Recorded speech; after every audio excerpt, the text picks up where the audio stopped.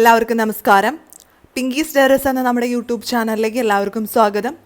ഞാനിന്ന് വന്നിരിക്കുന്നത് ഗോതമ്പ് പൊടിയും പാലും വെച്ച് തയ്യാറാക്കാൻ പറ്റുന്ന നല്ല അടിപൊളിയായിട്ടുള്ള ഫ്രൂട്ട് സാലഡിൻ്റെ റെസിപ്പി ആയിട്ടാണ്. നമ്മൾ ഈ ഫ്രൂട്ട് സാലഡിൽ കസ്റ്റർഡ് പൗഡറൊന്നും യൂസ് ചെയ്യുന്നില്ല. അതിന് പകരമായിട്ട് നമ്മൾ ഗോതമ്പ് പൊടിയും പാലുമാണ് ഉപയോഗിക്കുന്നത്. അപ്പോൾ ഗോതമ്പ് പൊടിയും പാലും വെച്ചിട്ട് ഫ്രൂട്ട് സാലഡ് ശരിയാവുമോ എന്നൊക്കെ നിങ്ങൾ ചിലപ്പോൾ ചിന്തിക്കുന്നുണ്ടാവും. പക്ഷേ സൂപ്പർ ടേസ്റ്റാണ്. നിങ്ങൾക്ക് മനസ്സിലാവുക പോലും ഇല്ല ഇതിൽ ഗോതമ്പ് പൊടിയാണ് ചേർത്തിരിക്കുന്നതെന്ന്. അപ്പോൾ ഞാൻ കുറച്ച് ദിവസങ്ങൾക്ക് മുമ്പ് ഗോതമ്പ് പൊടിയും പാലും ചേർത്തിട്ട് ഒരു ഐസ്ക്രീമിൻ്റെ വീഡിയോ ചെയ്തിരുന്നു. അപ്പോൾ അതും നല്ല ടേസ്റ്റാണ്. അപ്പോൾ ആ വീഡിയോ കാണാത്തവരുണ്ടെങ്കിൽ അതൊന്ന് കണ്ടു നോക്കണം.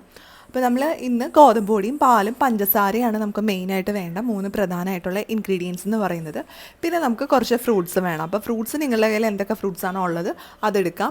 അപ്പോൾ ഗോതമ്പ് പൊടിയും പാലും ഒക്കെ എല്ലാ വീടുകളിലും തന്നെ ഉള്ളതായിരിക്കുമല്ലോ. അപ്പോൾ നമുക്ക് സിമ്പിളായിട്ടുള്ള ഈ ഫ്രൂട്ട് സാലഡ് എങ്ങനെയാണ് തയ്യാറാക്കുന്നതെന്ന് നോക്കാം. അപ്പോൾ ഫ്രൂട്ട് സാലഡ് തയ്യാറാക്കാൻ വേണ്ടിയിട്ട് ഞാനിവിടെ പാലെടുത്തിട്ടുണ്ട്. 1 കപ്പ് പാലാണ് ഞാനിവിടെ എടുത്തിരിക്കുന്നത്. 250 ml കപ്പിൽ 1 കപ്പ് പാലെടുത്തിട്ടുണ്ട്. ഇനി ഇതിലേക്ക് നമുക്ക് കുറച്ച് പഞ്ചസാര ചേർത്ത് കൊടുക്കണം. അപ്പോൾ ഞാനിവിടെ 1/2 കപ്പ് പഞ്ചസാരയാണ് ഇതിലേക്ക് ചേർത്ത് കൊടുക്കുന്നത്. 1/2 കപ്പ് പഞ്ചസാര ഇതിലേക്ക് ചേർത്ത് കൊടുത്തിട്ട് നന്നായിട്ടൊന്ന് ഇളക്കണം. അപ്പോൾ ഈ പഞ്ചസാരയൊക്കെ നമ്മുടെ പാലിൽ മിക്സായി നന്നായിട്ടൊന്ന് കുറുകി വരും. അതുവരെ നമുക്ക് അടുപ്പത്ത് വെച്ച് പാല് തിളപ്പിച്ചെടുക്കണം. ഇനി ഇതിൽ നിന്ന് നമുക്കൊരു 1/4 കപ്പ് പാല് മാറ്റി വെക്കണം.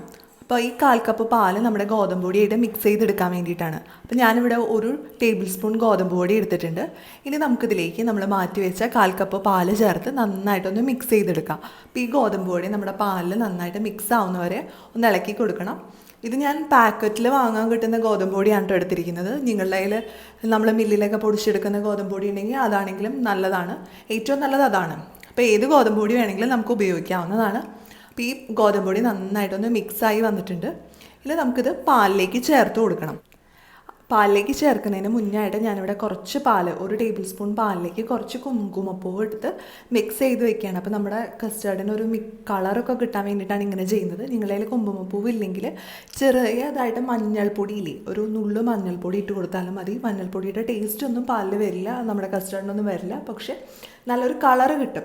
ഇപ്പോൾ സാധാരണ നമ്മൾ കസ്റ്റർഡ് പൗഡറൊക്കെ വെച്ച് ചെയ്യുമ്പോൾ ഒരു മഞ്ഞ കളർ പോലെയാണല്ലോ ഉണ്ടാവുക. അപ്പോൾ ആ ഒരു കളർ കിട്ടാൻ വേണ്ടിയിട്ടാണ് നമ്മൾ മഞ്ഞൾപ്പൊടി അല്ലെങ്കിൽ കുങ്കുമപ്പൂവൊക്കെ ചേർത്ത് കൊടുക്കുന്നത്. ഇപ്പോൾ നമ്മുടെ പാല് ഏതാണ്ട് കുറുകി തുടങ്ങിയിട്ടുണ്ട്. നമുക്കിനി ഇതിലേക്ക് ഗോതമ്പ് പൊടിയുടെ മിക്സ് ചേർത്ത് കൊടുക്കണം.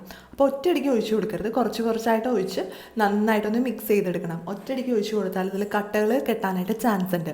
അപ്പോൾ കട്ടകളില്ലാത്ത രീതിയിൽ നന്നായിട്ടൊന്ന് മിക്സ് ചെയ്തെടുക്കുക. ഇനി ഇത് നന്നായിട്ടൊന്ന് മിക്സ് ചെയ്ത് നന്നായിട്ടൊന്ന് കുറുകി വരണം. അതുവരെ നമുക്ക് വെയിറ്റ് ചെയ്യാം. അപ്പോൾ നമ്മുടെ പാലൊക്കെ നന്നായിട്ട് കുറുകിയിട്ടുണ്ട്. അത് കാണുമ്പോൾ തന്നെ മനസ്സിലാവും അത്യാവശ്യം നന്നായിട്ട് കുറുകിയിട്ടുണ്ട്. ഇപ്പോൾ ഞാൻ സ്റ്റവ് ഓഫ് ചെയ്തു. ഇനി നമുക്കിതിലേക്ക് കുങ്കുമപ്പൂവ് നമ്മൾ പാലിൽ കുതിരാനായിട്ട് വെച്ചിട്ടുണ്ടല്ലോ അത് ഇതിലേക്ക് ചേർത്ത് കൊടുക്കാം.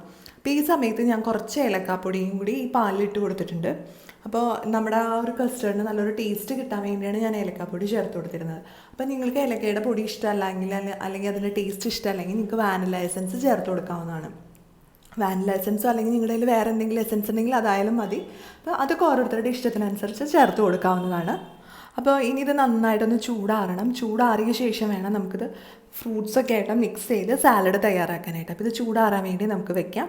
അപ്പോൾ ആ സമയം കൊണ്ട് നമുക്ക് ഫ്രൂട്ട്സൊക്കെ ഒന്ന് മിക്സ് ചെയ്തെടുക്കാം. അപ്പോൾ ഞാനിവിടെ ഒരു ബൗൾ എടുത്തിട്ടുണ്ട്. ഇതിലേക്ക് നമുക്ക് ഫ്രൂട്ട്സുകൾ ഓരോന്നായിട്ട് ആഡ് ചെയ്ത് കൊടുക്കാം. അപ്പം ഞാനിവിടെ 1 കപ്പ് മാങ്ങ അരിഞ്ഞ് വെച്ചിട്ടുണ്ട്. ആ മാങ്ങ നമുക്കിതിലേക്ക് ഇട്ട് കൊടുക്കാം. ഇത് നല്ല മധുരമുള്ള മാങ്ങയാട്ടോ. അപ്പം നിങ്ങളുടെ കയ്യിൽ മാങ്ങ ഉണ്ടെങ്കിൽ മാങ്ങ ഇട്ട് കൊടുക്കുക, അല്ലെങ്കിൽ നിങ്ങൾക്ക് ഇഷ്ടമുള്ള ഫ്രൂട്ട്സ് ഉപയോഗിക്കാവുന്നതാണ്. പിന്നെ ഇതൊരു കപ്പ് പപ്പായയാണ്. പപ്പായ നന്നായിട്ട് പഴുത്ത പപ്പായയാണ്, അതും ഇതിലേക്ക് ചേർത്ത് കൊടുത്തിട്ടുണ്ട്. ഇനി നമുക്കിതിലേക്ക് ആപ്പിൾ ചേർത്ത് കൊടുക്കാം. അപ്പോൾ ആപ്പിളും ഞാൻ 1 കപ്പ് ആപ്പിളാണ് എടുത്തിരിക്കുന്നത്.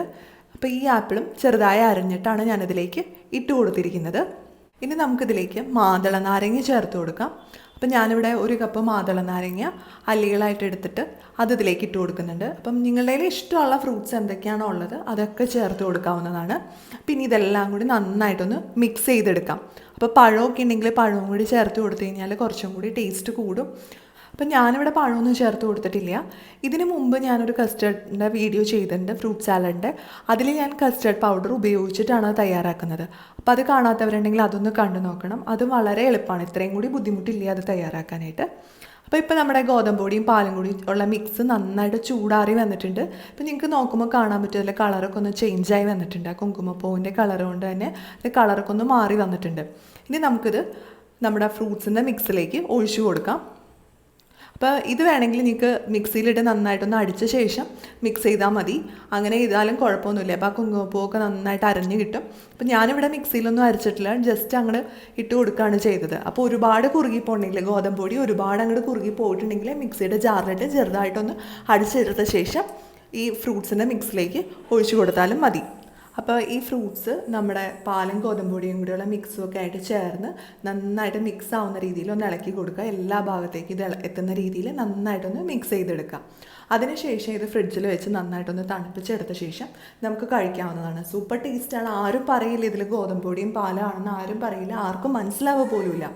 അപ്പോൾ വേണമെങ്കിൽ നിങ്ങൾക്ക് ഏലക്കായയുടെ പകരം വാനില എസൻസ് കൂടി ചേർത്ത് കൊടുക്കുകയാണെങ്കിൽ ഒട്ടും മനസ്സിലാവില്ല. ഇത് നമ്മൾ കടയിൽ നിന്ന് വാങ്ങിച്ച കസ്റ്റർഡ് പൗഡർ വെച്ച് ഉണ്ടാക്കിയ പോലെ തന്നെ തോന്നുള്ളൂ. അപ്പോൾ എല്ലാവരും നമ്മുടെ ഈ ഫ്രൂട്ട് സാലഡ് ഒന്ന് ട്രൈ ചെയ്ത് നോക്കണം. വളരെ എളുപ്പമല്ലേ, വലിയ ബുദ്ധിമുട്ടൊന്നുമില്ലാതെ സിമ്പിളായിട്ട് ചെയ്തെടുക്കാൻ പറ്റും. അപ്പോൾ എല്ലാവർക്കും ഇന്നത്തെ ഈ വീഡിയോ ഇഷ്ടപ്പെട്ടെന്ന് പ്രതീക്ഷിക്കുന്നു. ഇഷ്ടപ്പെട്ടാൽ ലൈക്ക് ചെയ്യാനും ഷെയർ ചെയ്യാനും മറക്കരുത്. അതുപോലെ നിങ്ങൾ ഈ ചാനൽ ആദ്യമായിട്ടാണ് കാണുന്നതെങ്കിൽ നമ്മുടെ വീഡിയോൻ്റെ താഴെ റെഡ് കളറിൽ ഒരു സബ്സ്ക്രൈബ് ബട്ടൺ ഉണ്ട്, അതൊന്ന് പ്രസ് ചെയ്യണം. അത് പ്രസ് ചെയ്യുമ്പോൾ അതിൻ്റെ കൂടെ ഒരു ബെല്ലൈക്കണും വരും. അതും കൂടി പ്രസ് ചെയ്യുകയാണെങ്കിൽ ഞാൻ പുതിയ വീഡിയോസൊക്കെ ഇടുമ്പോൾ നിങ്ങൾക്ക് നോട്ടിഫിക്കേഷൻ കിട്ടും. ഇനി നമുക്ക് പുതിയൊരു വീഡിയോ ആയിട്ട് വീണ്ടും കാണാം.